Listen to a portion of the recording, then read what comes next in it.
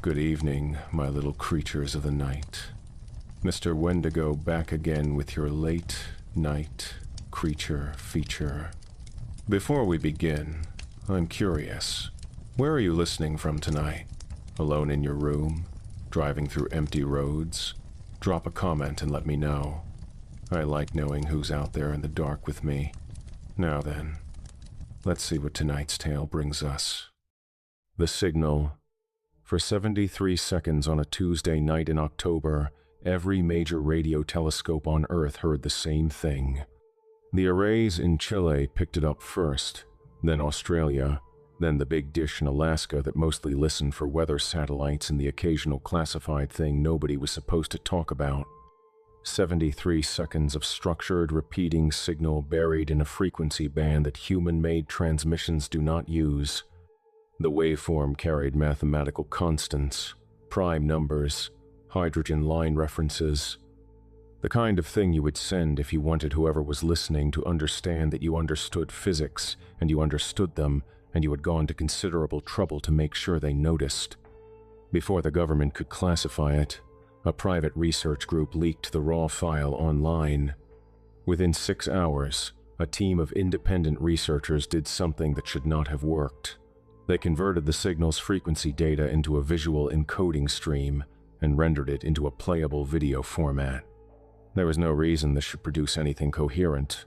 The signal was radio. It was not designed for screens. But it worked. The world watched a 73-second clip of shifting black and white shapes.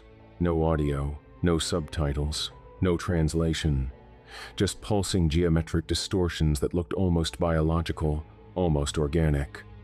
Shapes pressing outward from a flat surface, trying to become three-dimensional, trying to take form, failing, trying again. The video spread faster than any single piece of media in human history. The space agency said it was under analysis. The intelligence service moved to suppress mirror copies. Too late. Every phone on Earth had it saved in a camera roll or a group chat or both. Speculation was immediate and loud. A greeting, a map, a warning, a countdown.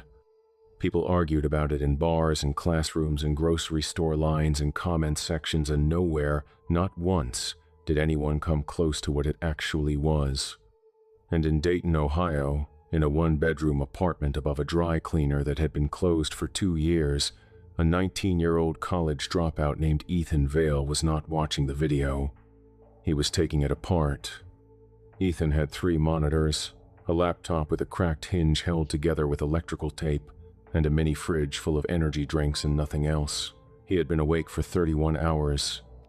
His hoodie smelled like it always smelled. He wore it every day. He washed it on a schedule that could generously be called theoretical. Ethan did not care about the video. The video was the surface. Everybody was looking at the surface. He wanted to know what was underneath. He pulled the raw signal file and ran it through a spectral analyzer he had built himself, because the commercial ones were too slow and too stupid. The visible layer was obvious, structured, beautiful, even. Clearly designed to be found. But underneath it, masked by the visible data, compressed into the noise floor where nobody would think to look, there was a second structure. Smaller, denser, hidden on purpose. He isolated it, ran every comparison he could think of. The drift was wrong. Not wrong in a sloppy way, wrong in a deliberate way. The signal had not come from where they said it came from. The signal's announced origin was a point source roughly 4 light-years out, which put it in the neighborhood of Proxima Centauri. Convenient, exciting, completely false. The modulation drift did not match a signal that had traveled 4 light-years through interstellar medium. It matched a signal that had bounced off something much closer, a relay. The deep space vector was a carrier wave, a redirect. The actual source was terrestrial. Ethan ran the triangulation 3 times because he did not believe it the first 2. The signal was coming from the Pacific Ocean, 11,000 meters down, the Mariana Trench. He sat in his apartment in Dayton, Ohio, in a hoodie that smelled like yesterday's pizza, with an energy drink going flat on the desk. His cracked laptop was running numbers that were about to change his life in ways that would mostly be terrible. He was the only person on Earth who knew that first contact was not happening above them. It was happening below. 48 hours later, 2 men in suits that cost more than Ethan's rent knocked on his door. They did not introduce themselves as the space agency, although the space agency badges were clipped to their lanyards alongside other badges that were turned backward. They asked him to come with them. They did not say where. They did not say why. They said the alternative was a different kind of visit from people who would be less polite about the asking. Ethan packed his laptop and 4 energy drinks and went. They flew him military, a C-17 out of Wright-Patterson that smelled of cargo straps and hydraulic fluid, then a smaller plane he did not know the model of, then a helicopter over water so blue it looked artificial. Diego Garcia. He had never heard of it. An island in the Indian Ocean, British territory, American base, coral sand, palm trees, a runway long enough for bombers. The kind of place that exists on maps but does not exist in conversation. The people who work there do not talk about it. The people who live nearby do not live nearby, because there is nothing nearby for 1,000 miles in any direction. The humidity hit him when he stepped off the helicopter, and it was immediate. A wall of warm salt air that turned his hoodie into a steam tent. The base was clean and quiet, and everything was painted the same shade of institutional beige. A Marine escorted him to a briefing room with no windows and a table long enough to land a plane on. The team was already assembled. Commander Diana Cole sat at the head of the table with a thermos of black coffee and a posture that said she had been briefed on things she would have preferred not to know.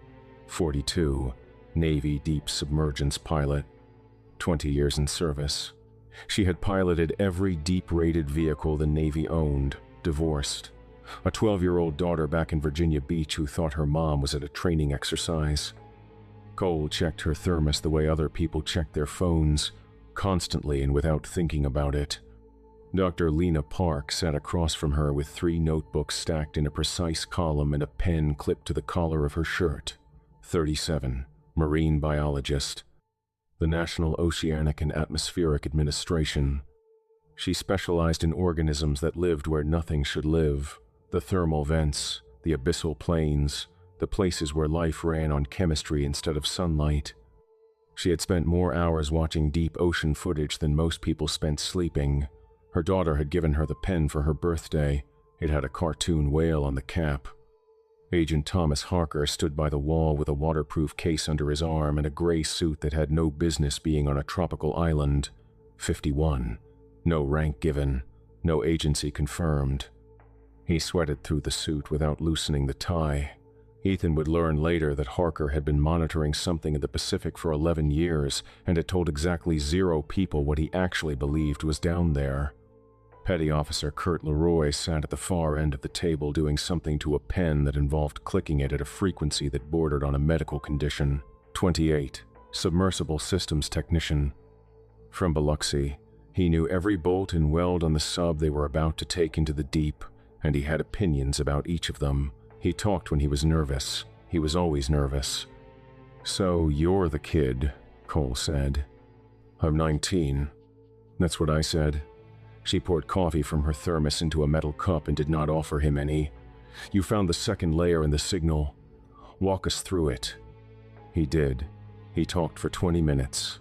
He showed them the modulation drift, the false vector, the triangulation, the source coordinates pointing to a spot in the Pacific Ocean where the water was deeper than any place on Earth and the pressure could crush a submarine hull into a shape the size of a filing cabinet. When he finished, the room was quiet for a long time. Park opened one of her notebooks and wrote something. Harker stared at the wall. Leroy clicked his pen. Cole drank her coffee. "That matches," Harker said. First words he had spoken since Ethan entered the room.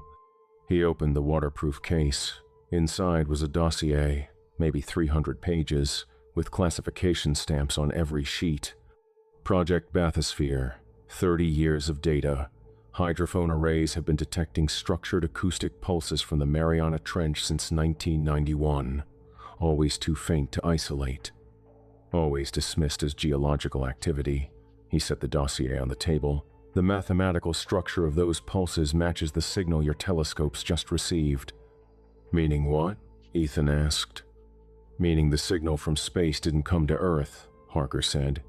Something in the trench amplified it, or responded to it. Park put her pen down, or sent it. Nobody corrected her. Harker flipped to the last page of the dossier, a single sheet, handwritten, old enough that the ink had faded to brown at the edges, one sentence in block letters. Do not respond. Who wrote that? Ethan asked. The previous program director, Harker said. He spent 11 years analyzing the data, retired in 2004, died in 2006. Of what? Harker closed the dossier. He didn't say. Cole set down her cup. The descent is approved. Manned vehicle, 5 crew. We go down, we observe, we come back. No contact with the source, no active transmissions. Passive observation only. She looked around the table. Questions? Leroy raised his hand. Can I bring snacks? Nobody laughed, but the corner of Cole's mouth moved about a 1/16 of an inch, which for her was practically a standing ovation. Also, Leroy continued, and I mean this with total respect for the gravity of the situation, but how's the bathroom set up in the sub? Because I have questions about capacity and I have concerns about privacy, and I feel like this is a conversation we should have before we're sealed inside a metal ball at the bottom of the ocean. There's a curtain, Cole said. A curtain. And a bucket. Leroy looked at the ceiling. Outstanding. Park leaned toward Ethan. He's been on 6 deep submersible missions. He asks about the bathroom every time. It's a valid question every time, Leroy said. That night, the base went quiet in a way that military bases go quiet when something classified is about to happen. The mess hall served dinner at 1800 and nobody ate much. Ethan pushed rice around a tray and watched the team. Cole sat alone with her thermos and a satellite phone. She called her daughter. Ethan could hear her voice through the wall, warm and steady. The voice of a woman telling a 12-year-old that everything was fine and the training exercise was boring and she would be home by the weekend. She said, "I love you 3 times. Once at the beginning, once in the middle, and once at the end. Each time she said it the same way, calm and certain." Ethan thought about his own mother in Dayton. She worked the early shift at a hospital laundry and the late shift at a gas station. She had left him a voicemail 2 days ago that he had not listened to yet because he had been too busy taking apart a signal from the bottom of the ocean. He listened to it now, standing on the dock in the dark with the phone pressed to his ear. "Hey, baby, it's Mom. Just checking in. You eating? Call me when you get a chance. Love you." He did not call her back. He did not know what he would say. "Hey, Mom. I'm on a military island in the Indian Ocean about to ride a metal ball to the deepest part of the planet because I found something down there that's been alive since before dinosaurs. I'll be home Tuesday." He put the phone in his pocket. Park sat on a cargo crate writing a letter by the light of a headlamp. She wrote slowly and carefully, and she stopped several times to think and once to wipe her eyes with the back of her hand. She sealed it in an envelope and wrote a name on the front and tucked it inside one of her notebooks. The name was Mia. Her daughter was 7. Leroy was on the satellite phone talking to someone in Biloxi. Ethan caught fragments. "Yeah, buddy. Yeah, I know. Be good for Mama. I'll be home soon. You're the best boy." He was talking to his dog. The dog's name was Brisket. Leroy hung up and stood there for a minute holding the phone against his chest and looking at the water, and then he turned around and saw Ethan and his face rearranged itself into something casual. "He's a good boy," Leroy said. 60 pounds of pure chaos. Eats shoes. Sleeps on the couch even though he's not supposed to. Best dog in the world." "What kind?" Ethan asked. "The mixed kind. Shelter mutt. Got him when he was a puppy and he's been running my life ever since." Leroy clicked his pen. "You got anybody? Girlfriend? Dog? Cat? Hamster with anxiety?" Just my mom. Call her, Leroy said, before we go down. Yeah, maybe. Not maybe. Call her. Trust me on this one. Parker stood at the railing. He watched the water. He did not blink. He had not eaten dinner. He had not called anyone. He stood at the railing with his hands in his pockets and his tie still cinched and his face pointed at the dark Pacific, and whatever he was thinking about, he kept it to himself. Cole checked the sub, then checked it again, then checked it a third time while reading a manual she had already memorized, because Commander Diana Cole did not trust memory when checklists existed. The sun went down over the Indian Ocean and the sky turned red and then purple and then black. The stars came out in a density Ethan had never seen. Dayton had too much light pollution for stars, and he had never been anywhere that didn't. Out here, 1,000 miles from the nearest city, the sky was full of them, millions, all broadcasting, all sending signals into the dark and waiting for something to answer. He went to his bunk. He did not sleep. He stared at the ceiling and listened to the ocean and tried to imagine 10,000 more meters of water above his head and could not, because the human brain is not built to hold numbers that large and make them feel real. Tomorrow, he would learn that it didn't need to feel real. It just needed to feel deep. The crane lowered the sub at dawn, orange light on titanium. The support vessel's crew moved with the quiet efficiency of people who understood that what they were doing was historic and that history did not care whether they were nervous about it. Someone had hung a plastic inflatable alien from the crane arm. It twisted in the tropical breeze. Nobody took it down. Nobody wanted to be the person who admitted it wasn't funny. Cole ran the pre-dive checklist out loud. Every item, every system. Leroy confirmed each one from his station, and for the first time since Ethan had met him, Leroy was not talking between responses. He was focused. His hands moved across the panel with a precision that did not match the man who had spent the previous evening clicking a pen and telling Ethan about his dog's dietary preferences.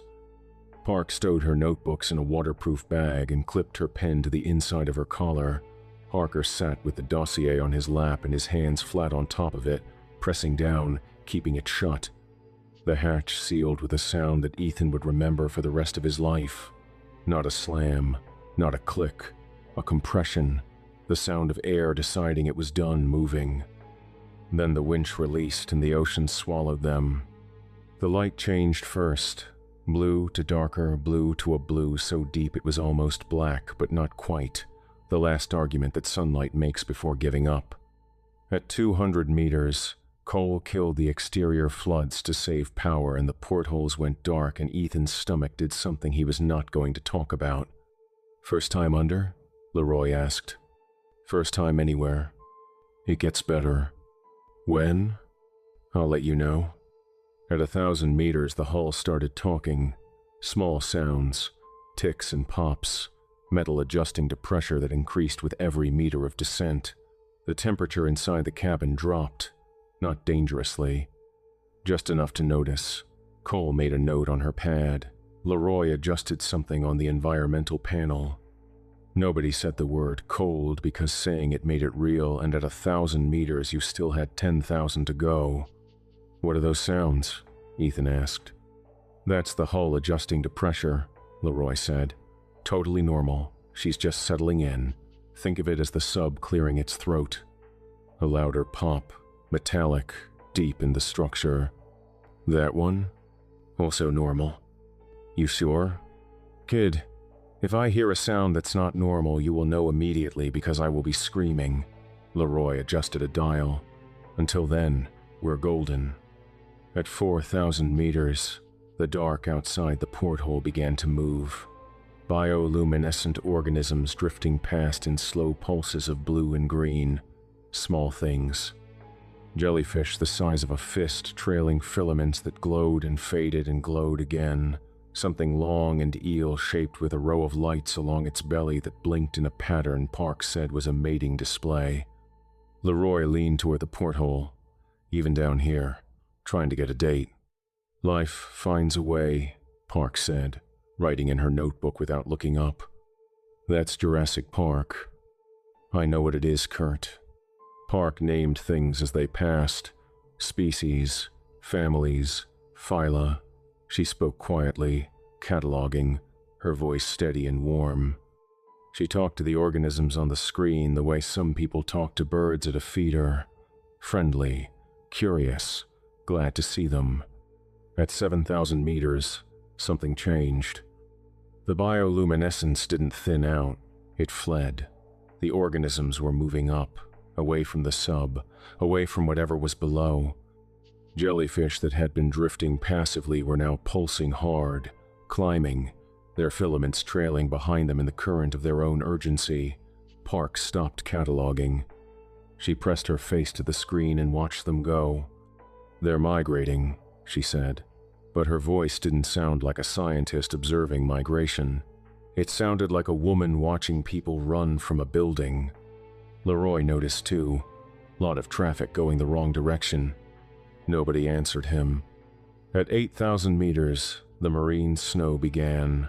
Organic debris drifting downward in pale threads and flakes. Dead plankton, shed scales. The decomposed remains of things that had lived and died in the upper ocean and were now making the long, slow journey to the bottom. It fell through the floodlights and curtains. Park went quiet. She had studied this zone her entire career from screens and submersible footage and remote-operated vehicle cameras. She had never been inside it. She pressed her hand against the porthole and held it there. It's like being inside a snow globe, Leroy said. No, Park said. It's like being inside the snow. Ethan watched the particles drift past, and then he noticed something that he did not mention out loud. The snow was not falling straight down. It was drifting, converging. All of it pulling gently toward a point below and ahead of them, as if something down there was drawing it in, gathering it, feeding. He wiped his nose. His finger came back with a thin line of red. He looked at it, wiped it on his jeans, and said nothing. At 10,000 meters, the hull stopped groaning and started singing. A low tone, metal on metal, the titanium complaining about physics in a voice that Ethan felt in his back teeth. Cole adjusted the trim without saying anything. She had been adjusting the trim without saying anything for the last 40 minutes. Leroy had stopped talking, which was worse than the hull noise because Leroy always talked, and when Leroy stopped talking it meant his body knew something his brain hadn't caught up to yet. Something hummed against Ethan's sternum, faint, not the hull, not the engines. Something from outside the sub, pressing in through the metal, finding his bones and settling there. He put his hand on his chest. The hum was patient, old. It felt like it had been waiting for him. Park watched her screens. The sonar returns had been getting softer for the last 300 meters. Not weaker, softer. The pings went out hard and came back muffled, rounded off, as though something ahead of them was swallowing the sound before it could bounce back clean. That's not sediment, Park said. Sediment scatters. This is absorption. Absorbing what? Ethan asked. Everything we're sending. Harker turned a page in his dossier. He did not look up. He did not share what he was reading. The seafloor appeared at 10,900 meters. Flat, gray, silt that had been settling for millions of years undisturbed. The floodlights cut a circle of visibility maybe 40 meters wide. Beyond that, nothing.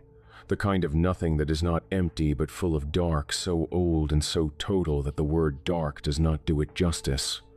Cole leveled the sub. Leroy ran a systems check. Everything was nominal, which was a word submariners used when they wanted to say working without promising anything.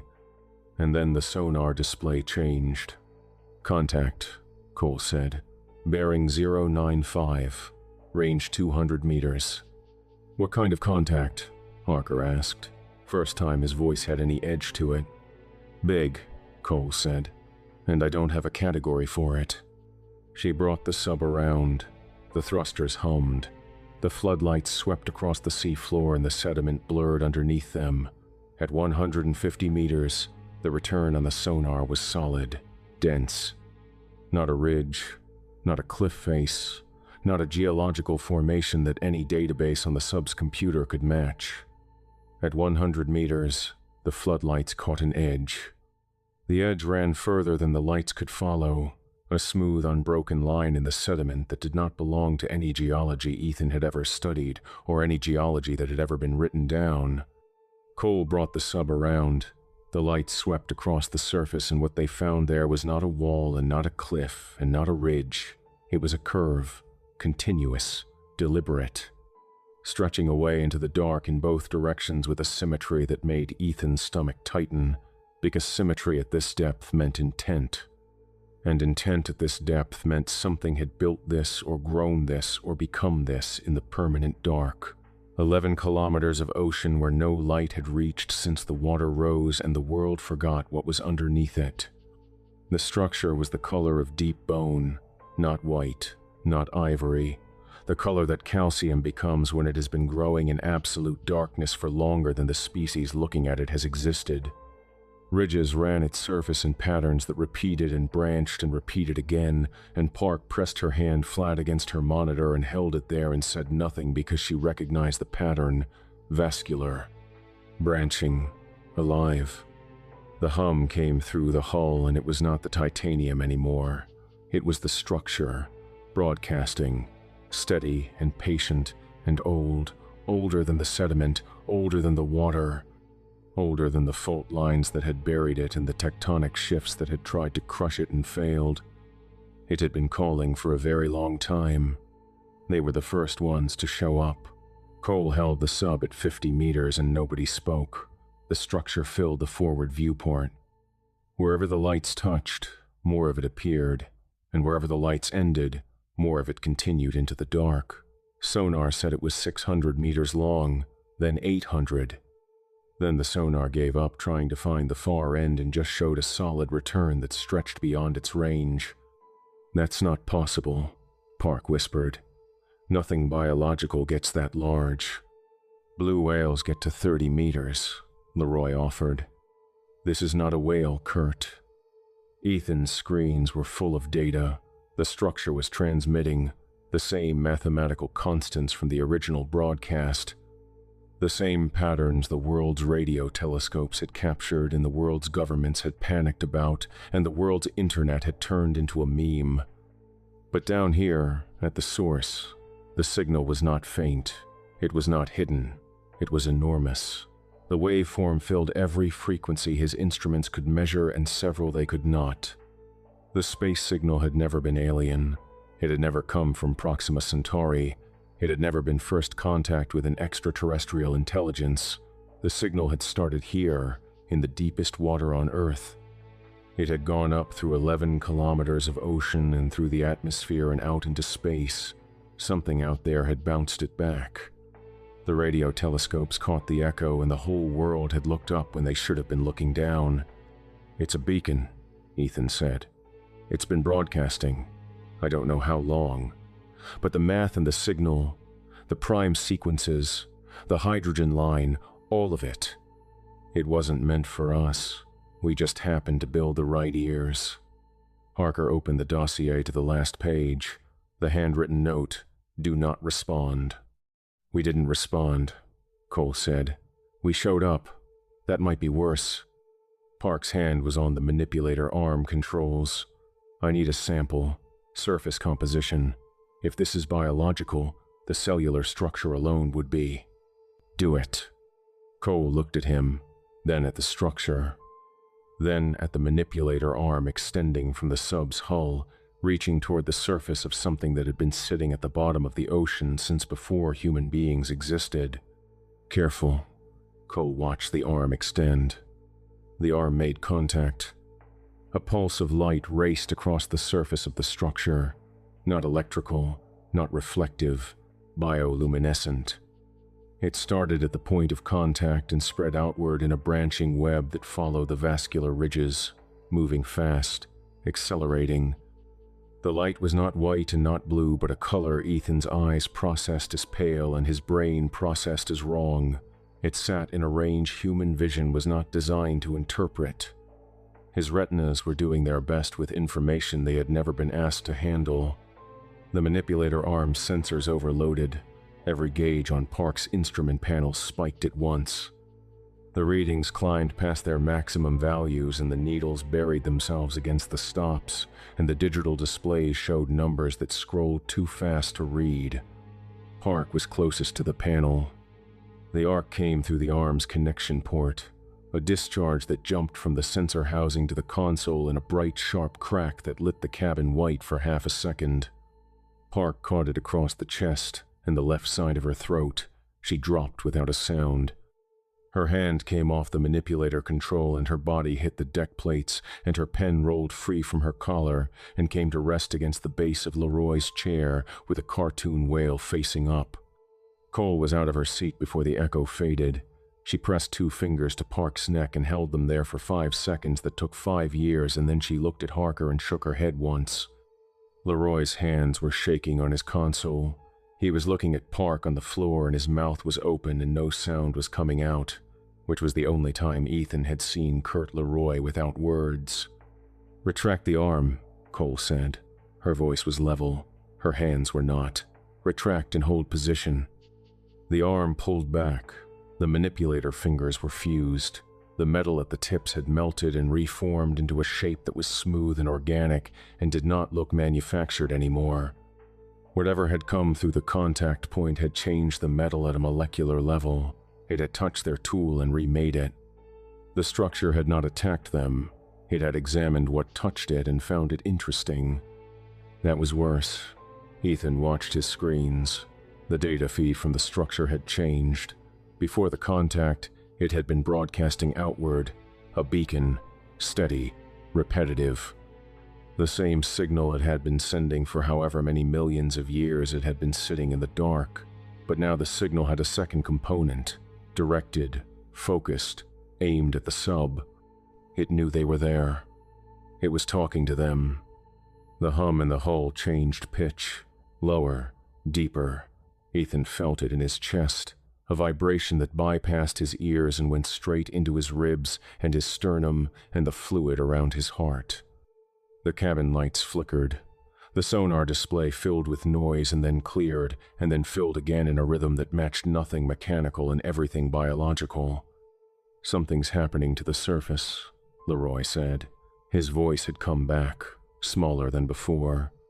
Through the forward viewport, the structure was changing. The sediment that had covered it for millennia was falling away in sheets, gravity pulling loose what time had settled. Underneath, the surface was not what they had seen before.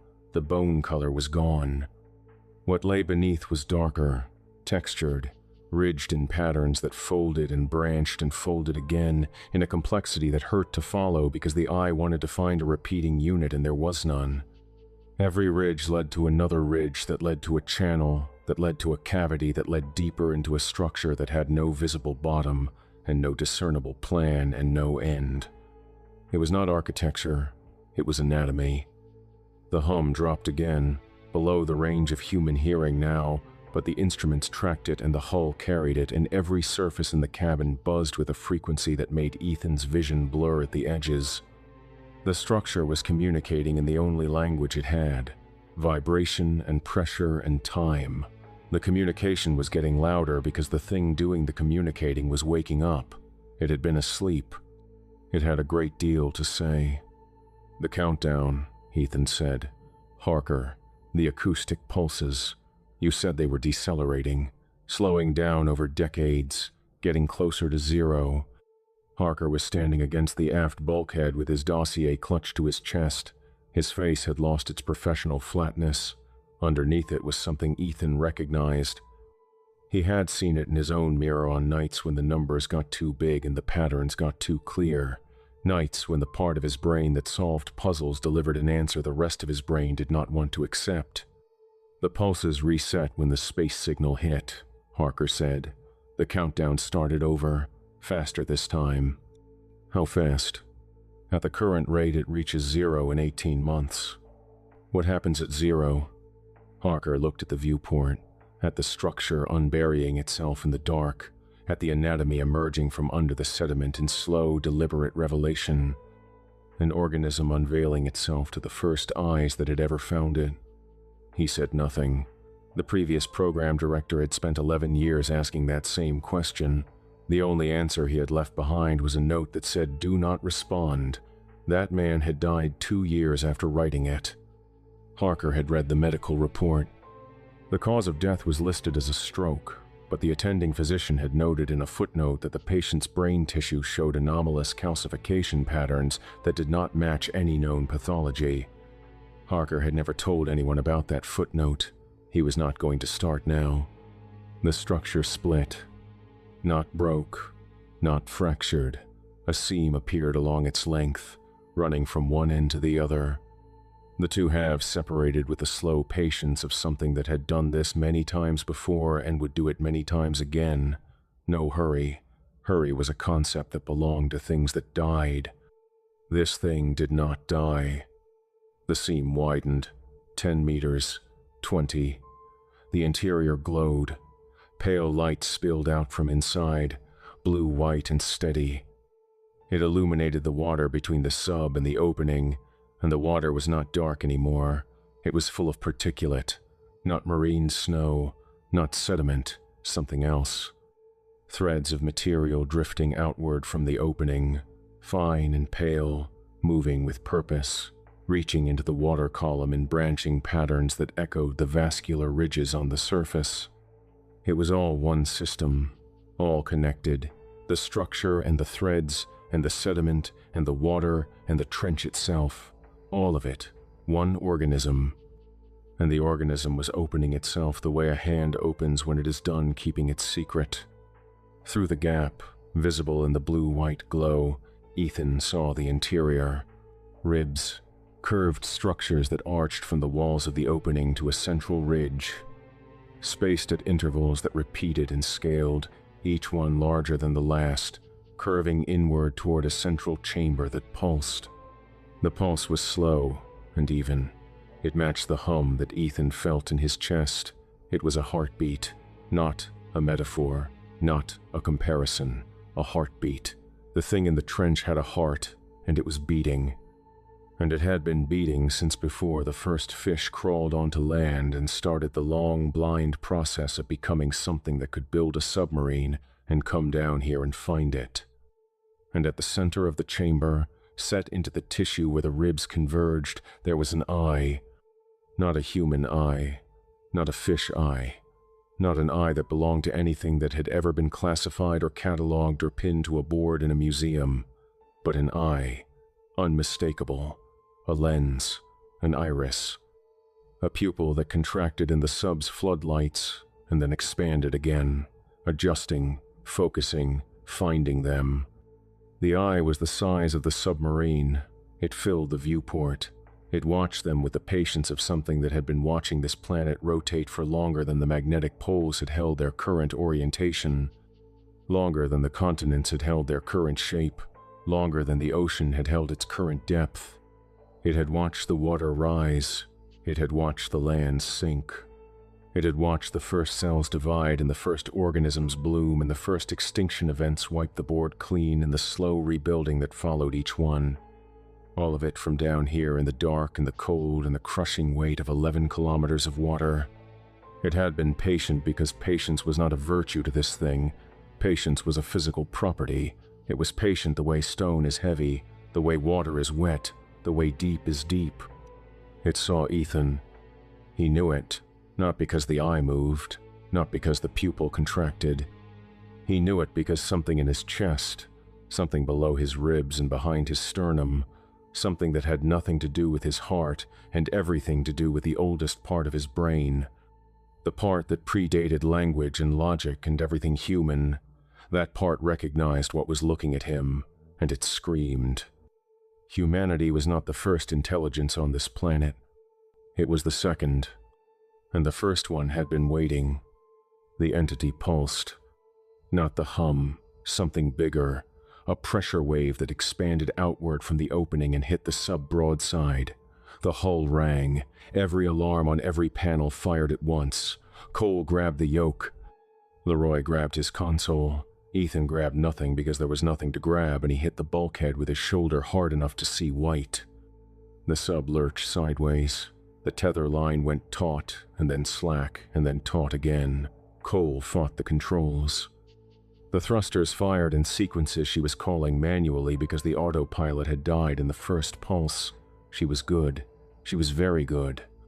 She held the sub-level through a pressure event that the titanium hull was not rated for, and she did it on instinct and training and 20 years of being the person who did not panic. The second pulse hit harder. The forward viewport cracked.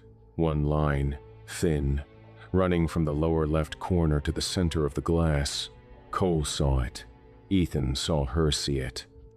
She looked at the crack and she looked at the glass and she calculated something in her head faster than Ethan could follow, and the answer she got was the answer nobody wanted. Aft compartment. Her hand was already on the partition lever. Now.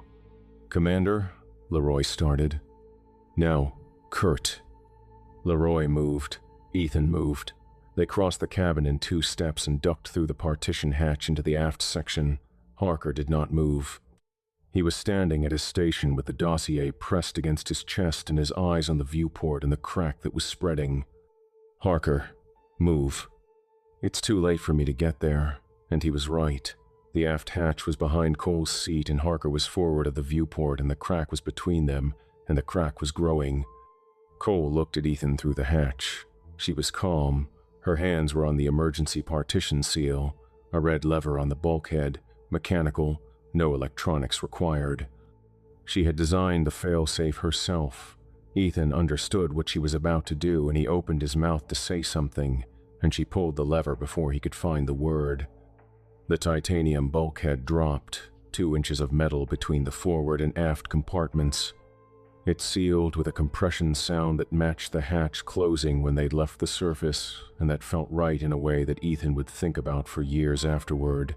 She had started this descent by sealing them in. She finished it by sealing them out. Through the partition glass, 4 inches thick, rated for full ocean pressure, Ethan watched. The viewport gave. The crack widened into a mouth and the ocean came through it. Not a spray, not a leak, a column. The full weight of the ocean driving a solid shaft of water into the forward cabin at a velocity that did not allow for sound or reaction or grace. The water hit Cole's chair first and the chair ceased to be a chair. It hit the instrument panels and they ceased to be panels. It hit Cole and she ceased to be a person standing at a lever and became instead a thing that physics was done negotiating with. She did not scream. She did not have time. The pressure differential compressed everything in the forward compartment into a volume that should not have held it. The glass in the partition frosted instantly. The cold came through the metal. Ethan's hand was on the glass and he pulled it back because the surface temperature had dropped below freezing in less than a second. He could not see through the partition anymore. He did not want to. On the other side of the glass, Harker was still there. The flood was slower on his side of the cabin, further from the breach. The water rose past his waist, his chest, his throat. He pressed his hand against the partition glass. His mouth moved. 1 word, maybe 2. The water covered his face. His hand stayed on the glass. His fingers spread flat against it. They stayed there for a long time after his eyes stopped seeing. Ethan stood on his side of the partition and watched Harker's hand go still. He said nothing. There was nothing to say and nothing to do. Nothing left in the forward cabin except water and pressure and the bodies of 2 people who had been alive 30 seconds ago. Leroy put his hand on Ethan's shoulder. We need to go. We need to go right now. The aft compartment had its own systems. Limited, emergency power, basic navigation. The ascent mechanism was mechanical. A lever, separate from anything electronic, connected to the ballast release by steel cables, dropped the weights in the sub rises. Cole had designed it that way. Redundancy, fail-safe. The kind of thinking that kept people alive when everything else failed. Even dead, she was still the best pilot in the room. The entity pulsed again. The 3rd wave. It hit the aft hull and the instrument console on Leroy's side detonated inward. The housing cracked. Components blew out in a spray of metal and plastic, and one piece, a bracket the size of a playing card, caught Leroy across the neck. He sat down. Not fell, just sat, back against the bulkhead, legs straight out in front of him. His hands went to his throat and came away dark. He looked at his hands. He looked at Ethan. He tried to say something. The first syllable came out, Briss. The rest didn't. His eyes went flat. Ethan was alone. The emergency ascent lever was on the port bulkhead, red, mechanical, connected by steel cables to the ballast clamps on the exterior of the hull. He pulled it. The clamps released. The ballast weights fell away into the dark, sinking toward the thing that had killed 3 people, still watching through an eye the size of the machine that was now rising, carrying one 19-year-old and 2 bodies and a data set that would change everything and prove nothing. Through the aft porthole, Ethan looked down. The eye was still open. The blue-white glow of the interior spilled upward through the water. The structure was closing, slowly. The 2 halves drawing together with the same patience they had shown when they opened. The threads in the water retracted. The sediment began to settle again. In a year, maybe 2, the structure would be buried again, invisible, silent except for the hum. The eye watched him rise. It did not blink. It did not track. It simply watched. No urgency, no hunger, no ending. It had been here before the ocean. It would be here after. The hum faded as the sub rose.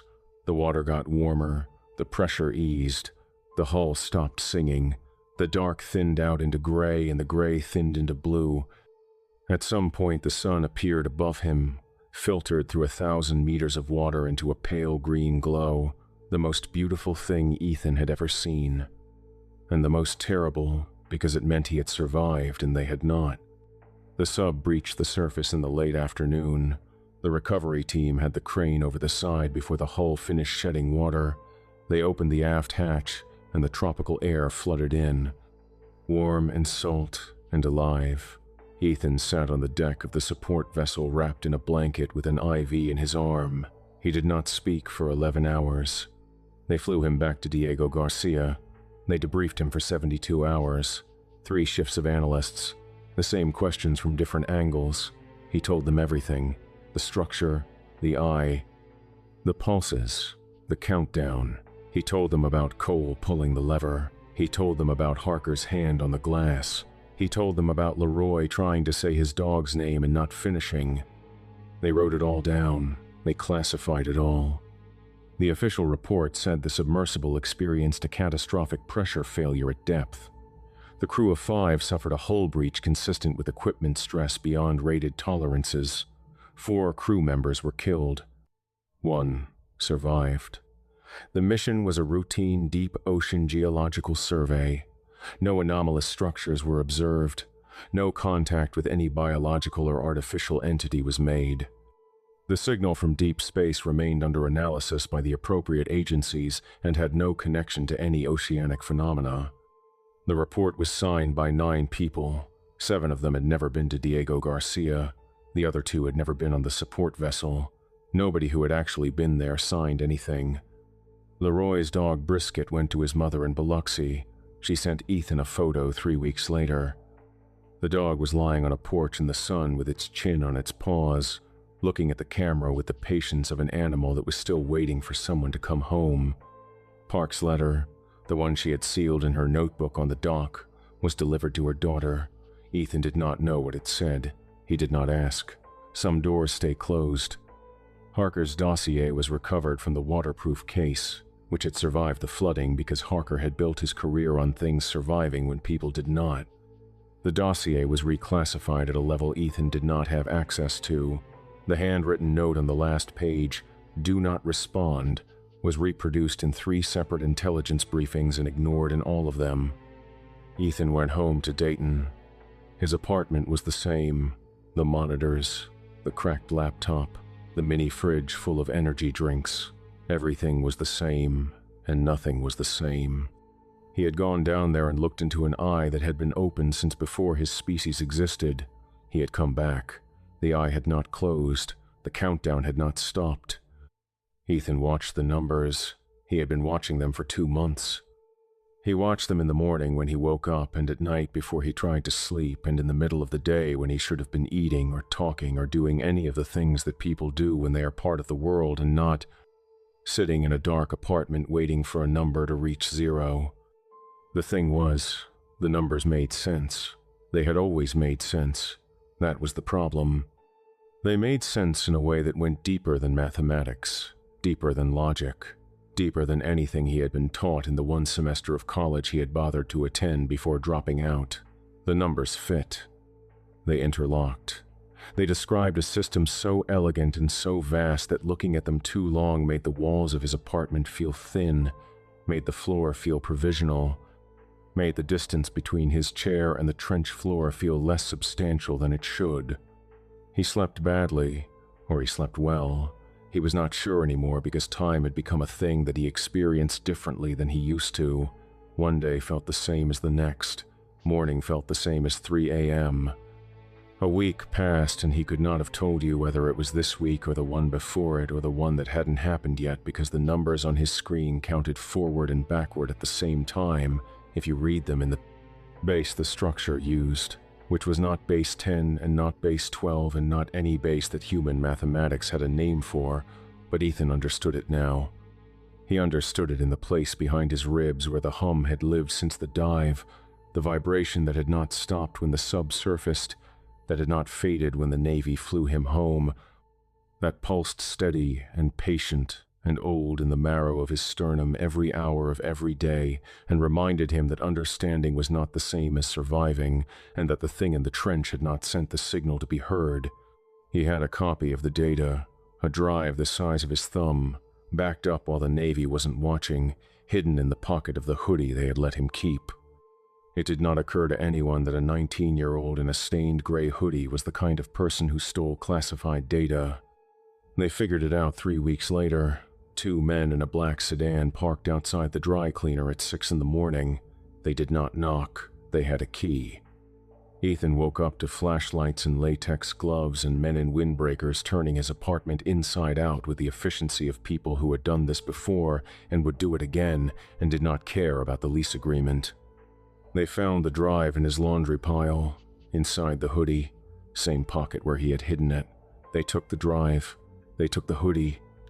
They took his laptop and his backup drives and a coffee mug that had been sitting on top of a notebook full of equations. They left a receipt on the kitchen counter. The receipt did not list what they had taken. It listed a phone number and the words "do not discuss." But by then, it didn't matter. Ethan had already memorized the countdown. Every digit, every pulse interval, every acceleration curve. The numbers lived in his head now, running behind his eyes when he blinked, ticking in the place behind his sternum where the hum had never stopped. You can confiscate a thumb drive. You cannot confiscate what someone has already learned. He did not publish anything. He did not leak anything. He did not call any of the journalists who had somehow found his name or any of the researchers who had emailed his university address that he no longer checked. He sat in his apartment at night and watched the numbers count down. He left the television on because silence was worse. The news anchors talked about things that did not matter, and Ethan let their voices fill the room the way you fill a glass you have no intention of drinking. The sequence was accelerating. The pulses from the trench were faster now than they had been before the descent. Whatever the visit had triggered, whatever the contact had started, the clock was running, and it was running faster. The math said it would reach 0 sometime in the fall of 2027. At first, the world didn't notice. Then it did. In June, a pod of blue whales beached on the coast of New Zealand. 47 animals. The largest mass stranding in recorded history. Marine biologists couldn't explain it. The whales were healthy, well-fed, no parasites, no disease, no reason to beach. They had simply come ashore and stopped moving, pointed inland, away from the water, as if the ocean had become something they no longer wanted to be inside. Ethan watched the footage on his laptop. He did not need the biologist to explain it. The whales knew what was down there. They had always known, and now they were leaving. In July, 3 undersea internet cables went dark in the Pacific, then 4 more in the Atlantic. The cables were not cut. They were not damaged. They were simply silent. Engineers pulled up the Pacific lines and found the insulation intact and the fiber optic cores fused into solid glass, smooth, deliberate, sealed shut from the outside. Ethan's numbers jumped. The countdown accelerated by 6% in a single day. He felt it in his sternum, a throb, like a second heartbeat learning to sync with his first. Ethan did not know what happened then. He did not know if the eye would open, or if the structure would rise, or if the threads would reach the surface, or if something older and quieter than any of those things would simply finish what it had started when the first cell divided. And the first thought fired, and the first pair of eyes looked up at a sky full of stars and wondered if anything was looking back. In August, shipping lanes across the Indian Ocean were rerouted after 14 vessels reported simultaneous compass failure along a line running northeast from Madagascar. The compasses didn't spin. They pointed down. Every needle on every bridge on every ship pointed straight at the floor and stayed there. He thought about calling Leroy's mother. He did not call her. He did not know how to explain that her son had died trying to say his dog's name, and that the thing that killed him was now waking up, and that nobody with the power to stop it believed it was real. Somewhere in the Mariana Trench, 11,000 meters below the surface, in the dark, and the pressure and the silence that predated everything human, the structure settled under its blanket of sediment, and the eye closed and the hum continued and the count continued and the threads in the water drifted, reached and branched in patterns that matched the ridges on the surface, that matched the vascular networks and the tissue that matched. If you mapped them correctly, and Ethan had mapped them correctly, the neural pathways in a human brain, not a coincidence, a blueprint. A design completed before the thing it designed had evolved enough to recognize itself in the pattern.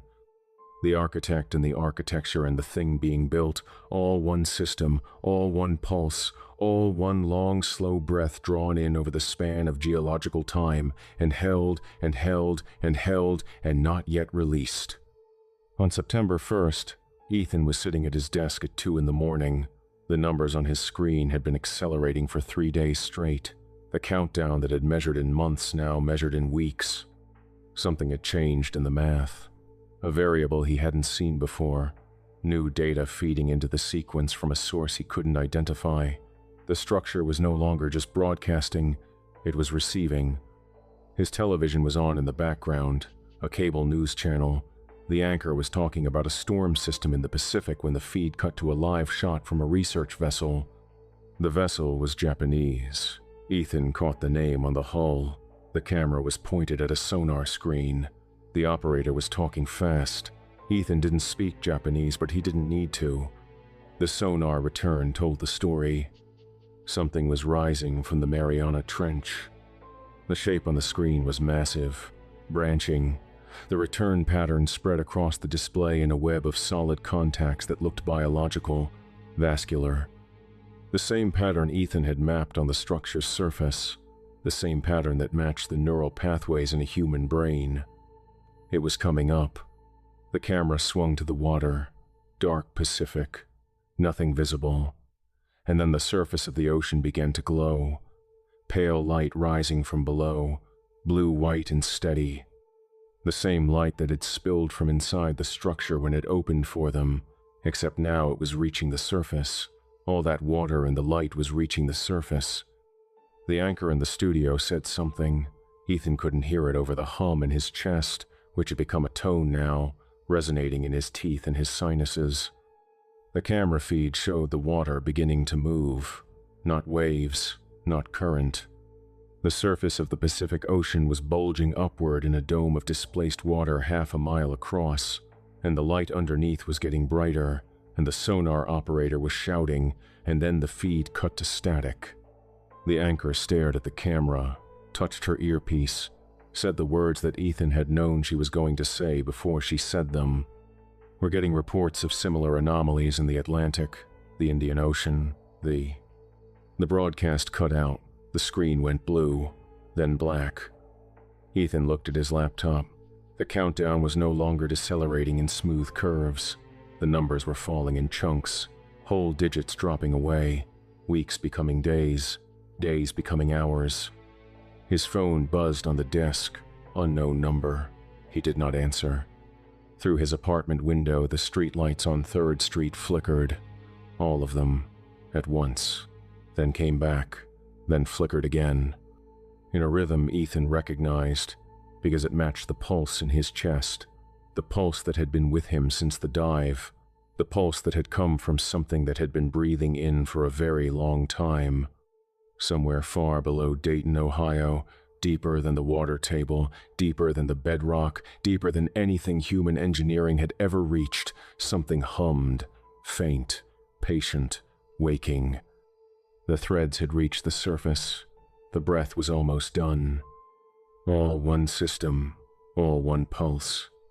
All one long, slow exhalation that had been building since before the first cell divided, and the first thought fired, and the first pair of eyes looked up at a sky full of stars and wondered if anything was looking back. Something was. And it had always been looking back. And it was done waiting. Well, well, well, boys and ghouls. That wraps up another terrorific tale from the vault. Poor Ethan Vale, 19 years old, college dropout, living on energy drinks and gas station burritos. He cracked the biggest mystery in human history from a one-bedroom apartment above a dead dry cleaner in Dayton, Ohio. And his reward? A free submarine ride to the bottom of the ocean where he got to watch 4 people die and stare into an eye the size of his living room. Ah, poor baby. What a terrible reward for being the smartest idiot alive. Just how we fucking love it. Hit that subscribe button. New creature features drop every day at 8 p.m. Central. And trust me, the next one's even nastier. Leave a like if you've ever looked at the ocean and thought, yeah, there's something down there. You were right. Leave a like for good instincts. And drop a comment. What do you think was on that sonar screen before the feed cut out? I'm always hunting for the next nightmare. Until next time, kiddies, keep your fires burning and your eyes on the trees. This has been your late night creature feature. I'm Mr. Wendigo. And hey, you know what the worst part is? The Navy came back for the thumb drive, searched Ethan's apartment, found it in the laundry pile, confiscated the whole thing. But by then he'd already memorized every digit of the countdown. It runs behind his eyes when he blinks now. And those streetlights on 3rd Street in Dayton, Ohio, they still flicker every night. Same rhythm, same pulse. Same heartbeat that's been thumping at the bottom of the ocean since before your species learned to walk upright. Some things you can't classify, but at least he's got a good story for parties. Right? Sweet dreams, kiddies. Sweet dreams.